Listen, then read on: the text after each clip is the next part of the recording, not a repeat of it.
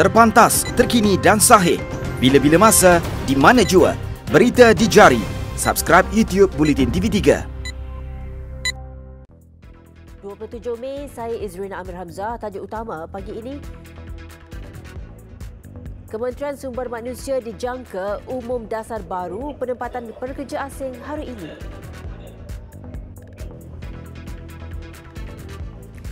Jenazah Datuk Ahmad Abdul Talib selamat dikebumikan malam tadi.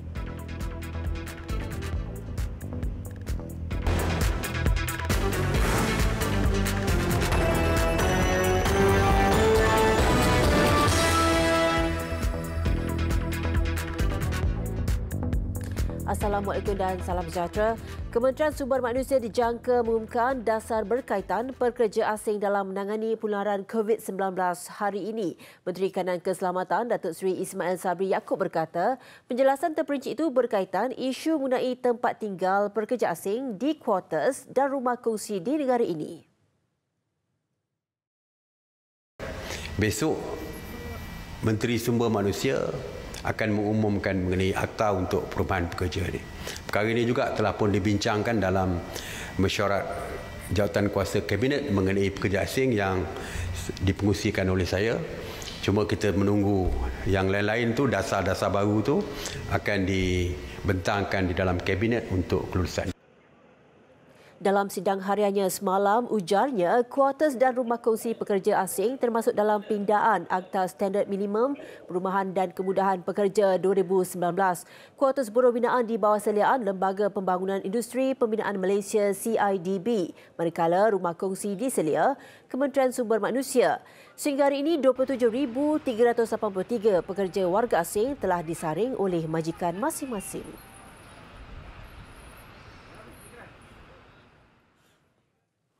Jabatan Imigresen akan melaksanakan operasi menggempur pendatang asing tanpa izin parti menggunakan prosedur operasi standard SOP baru susulan meningkatnya kes jangkitan COVID-19 oleh kluster berkenaan. Ketua Pengarahnya, Datuk Khairul Zaimi Daud berkata, perkara itu diputuskan ketika mesyuarat khas pengurusan parti bersama Menteri Kanan Keselamatan Datuk Seri Ismail Sabri Yaakob. Tegas beliau, pihaknya akan meneruskan tindakan penguatkuasaan terhadap parti sekiranya mempunyai maklumat mengenai kumpulan terbabit. SOP itu, jelas beliau, termasuk menghadkan jumlah anggota dan pegawai yang terlibat dan mereka akan dilengkapkan dengan peralatan perlindungan diri PPE. Jabatan Imigresen juga telah menjalin persefahaman dengan Kementerian Kesihatan Malaysia, iaitu semua parti yang ditahan, mereka hanya akan dibawa ke dalam depo imigresen setelah ujian swab dilakukan oleh petugas-petugas Kementerian Kesihatan Malaysia. Jadi hanya mereka yang negatif sahaja akan dimasukkan ke dalam depo, dan semasa di dalam depo juga mereka akan diletakkan di dalam blok yang terasing daripada mereka yang telah lama berada di dalam depo-depo berkenaan. Tegas beliau, pihaknya juga tidak akan berkompromi dan akan meneruskan aktiviti menggempur parti terutama selepas peningkatan kes wabak COVID-19 dilaporkan dalam kalangan penghuni di 3 depo tahanannya ketika ini. Sementara itu, pihak berwajib diharap dapat mewujudkan satu klinik medan di depo imigresen yang terkesan dengan kes COVID-19. Presiden Kesatuan Perkhidmatan Imigresen Semenanjung Malaysia KPISM Nur Hisham Murujan berkata, permis itu dijadikan rujukan serta nasihat keselamatan dan kesihatan oleh pegawai imigresen. Nur Hisham dalam satu kenyataan memaklumkan penyediaan peralatan keselamatan penyakit jangkit dan juga pembekalan peralatan perlindungan diri PPE perlu dipastikan mencukupi untuk pegawai yang bertugas. Ini kerana kesatuan itu memandang serius keselamatan dan kesihatan pegawai imigresen yang bertugas di seluruh negara. Katanya KPISM yang mewakili 14,000 pegawai imigresen berpuas hati dengan langkah yang dilaksanakan oleh jabatan itu. Ini termasuk memastikan pegawai yang bertugas di depo imigresen Bukit Jalil, Sembunyi dan KLIA Sepang yang diberi perhatian utama. Depo terbabit disahkan terdapat kluster jangkitan COVID-19 dalam kalangan tahanan turut dibantu oleh pegawai imigresen dari Ibu Pejabat dan Negeri selepas pegawai yang bertugas turut dikuarantin selama 14 hari. Khusyuk bersuah foto berkumpulan di perkarangan rumah tanpa menyedari perbuatan ingkar larangan ziarah Aidilfitri dikesan pihak berkuasa. 6 individu berkenaan dikesan ketika pemeriksaan dari rumah ke rumah di Butterworth sebelum masing-masing dikompaun RM1,000. Pemantauan PKPB dilakukan pasukan petugas khas COVID-19 Ibu Pejabat Polis Daerah Seberang Perak Utara SPU di Kampung Padang Menggali di Pekan Darat.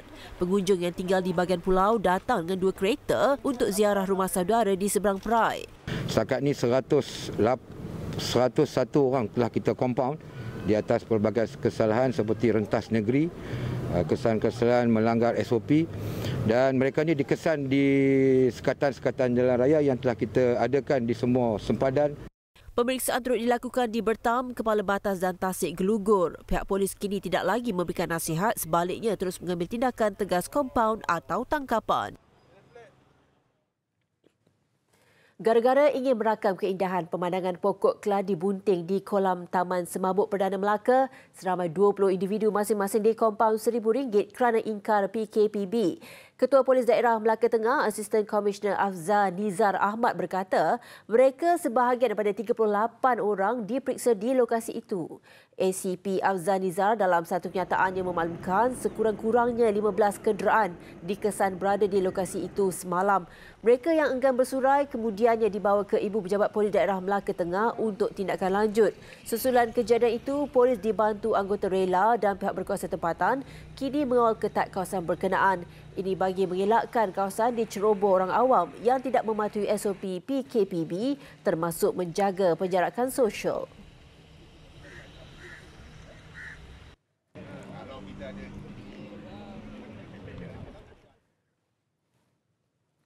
Jenazah bekas pengarah Eksekutif Berita dan Operasi Editorial Media Prima Berhad, Datuk Ahmad Abdul Talib selamat dikebumikan malam tadi. Allahyarham dikebumikan di tanah perkuburan Raudatul Sakinah, Kamp Perdana Sungai Besi kira-kira jam 10 malam. Bagaimanapun, hanya ahli keluarga terdekat dibenarkan ke tanah perkuburan bagi mematuhi SOP pengebumian ketika Perintah Kawalan Pergerakan bersyarat. Terdahulu, jenazah dibawa ke Masjid Al-Mukarrabin Bandar Tasik Selatan untuk disembahyangkan. Solat jenazah diimamkan oleh anak bongsu Allahyarham Al-Musyahri Syawal Ahmad.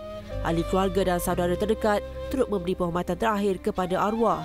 Bagaimanapun, setiap yang hadir turut diperiksa suhu dan perlu menjaga jarak sosial. Antara yang turut hadir, Menteri Komunikasi dan Multimedia Datuk Saifuddin Abdullah.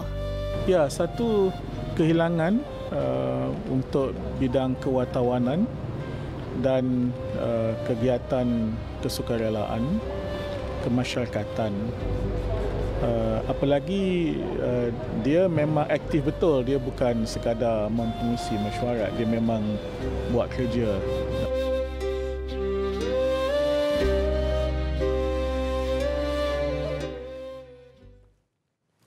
Sementara itu, Yang di-Pertuan Agong Al-Sultan Abdullah Riayatuddin Al-Mustafa Billah Shah dan Raja Permaisuri Agong Tunku Hajah Azizah Aminah Maimunah Iskandariah menzahirkan ucapan takziah kepada isteri dan seluruh ahli keluarga tokoh wartawan Datuk Ahmad A. Talib.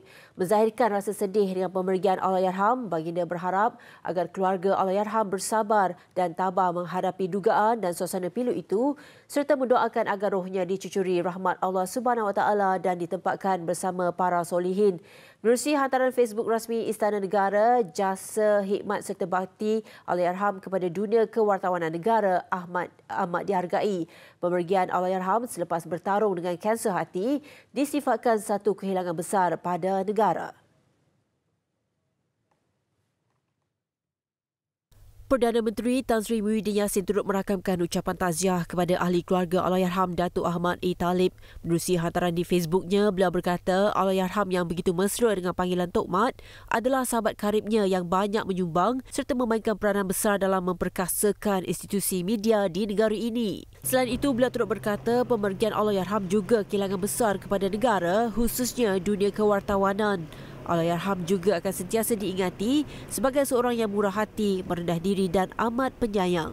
Beliau berdoa semoga Allahyarham ditempatkan dalam kalangan orang yang beriman dan beramal soleh. Kami di Bilik Berita turut merasai kehilangan seorang rakan setugas bekas juru kamera TV3, Allahyarham Muhammad Rozi Hamzah. Jenazah Allahyarham selamat dikebumikan di tanah perkuburan Bandar Tun Hussein On malam tadi. Allahyarham sebelum itu telah menjalani bedah siasat dan saringan COVID-19 di Hospital Serdang sebelum dibawa ke Masjid Bandar Tun Hussein On Ceras untuk solat jenazah. Allahyarham meninggal dunia kira-kira jam 8.30 malam semalam. Ahli keluarga dan rakan setugas turut mengiringi jenazah Allahyarham ketika dibawa ke masjid berkenaan untuk disembahyangkan. Muhammad Rozi, 48 tahun, sudah 29 tahun berkhidmat sebagai jurukamera bersama TV3 sebelum menamatkan khidmat pada Mac tahun ini. Allahyarham yang berasal dari Pasir Mas, Kelantan meninggalkan seorang isteri serta 3 anak. Sementara itu, Ketua Pegawai Eksekutif Mawib, Datuk Akbar Samun, antara yang menyampaikan bantuan awal kepada keluarga Allahyarham. Sumbangan berbentuk wang tunai dan barangan keperluan. Takziah diucapkan kepada keluarga Allahyarham.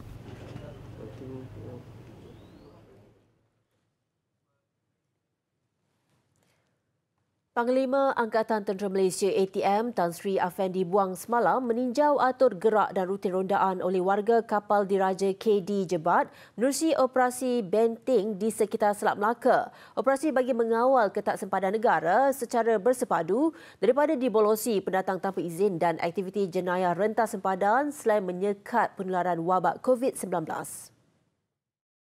Hadir sama Panglima Tentera Laut Laksamana Tan Sri Muhammad Reza Muhammad Sani. OP Benting diaktifkan di bawah pasukan petugas kebangsaan dengan ATM diberi mandat untuk menyelaras operasi kawalan sempadan. Inisiatif bersepadu dilaksanakan pelbagai agensi termasuk polis dan agensi penguatkuasaan maritim Malaysia yang memastikan kawalan sempadan daratan dan perairan negara mampu diperketatkan dan mengekang COVID-19. Selain itu, operasi menyasarkan tekong laut dan darat yang menjadi dalang penyeludupan parti. Besar impaknya. Tular selepas hasilnya. Pantas menampilkan prosiding ini secara dalam keuangan maya. Berita di jari. Subscribe YouTube Bulletin TV3. Laporan luar negara, meskipun banyak negara telah kembali memerlukan sesi persekolahan, Filipina pula mempunyai pendiriannya sendiri. Sekolah di negara itu hanya akan dibuka semula jika vaksin COVID-19 ditemui. Presidennya Rodrigo Duterte berkata, institusi pendidikan sepatutnya dibuka pada akhir Ogos ini selepas ditutup Mac lalu susulan penularan COVID-19. Namun ujarnya risiko terhadap pelajar sekolah sangat tinggi jika sistem akademik kembali beroperasi. Tambah Duterte, keutamaan kini adalah soal keselamatan dan bukan masa untuk mengejar waktu menamatkan pengajian. Tegasnya, sesi berkenaan akan diteruskan jika vaksin bagi pandemik terbabit ditemui dan tersedia. Ketika ini, pelbagai usaha dan pendidikan giat dijalankan bagi mencari penawar virus itu, namun belum ada yang diyakini berjaya atau mampu dibekalkan secara meluas. Setakat ini, Filipina melaporkan 14,319 kes jangkitan COVID-19 dengan 873 kematian.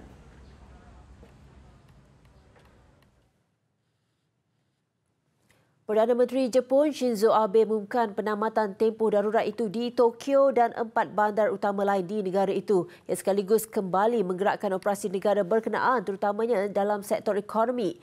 Justru stesen komuter yang menjadi pengangkutan utama untuk setiap pergerakan kembali sibuk. Bagaimanapun rakyat di negara matahari terbit itu perlu mematuhi peraturan dan sarana norma baru yang dikuatkuasakan. Sistem bekerja dari rumah, pemakaian pelitup muka dan batas sosial ditekankan sebagai langkah mencegah penularan COVID-19. Jepun mencatatkan 16,600 kes positif wabak dengan 850 kematian dicatatkan.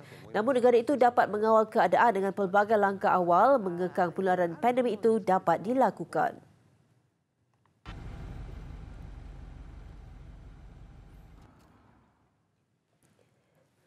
Satu kluster baru COVID-19 dikesan di sebuah kapal kargo yang berlabuh di Pelabuhan Fremantle, pantai barat Australia.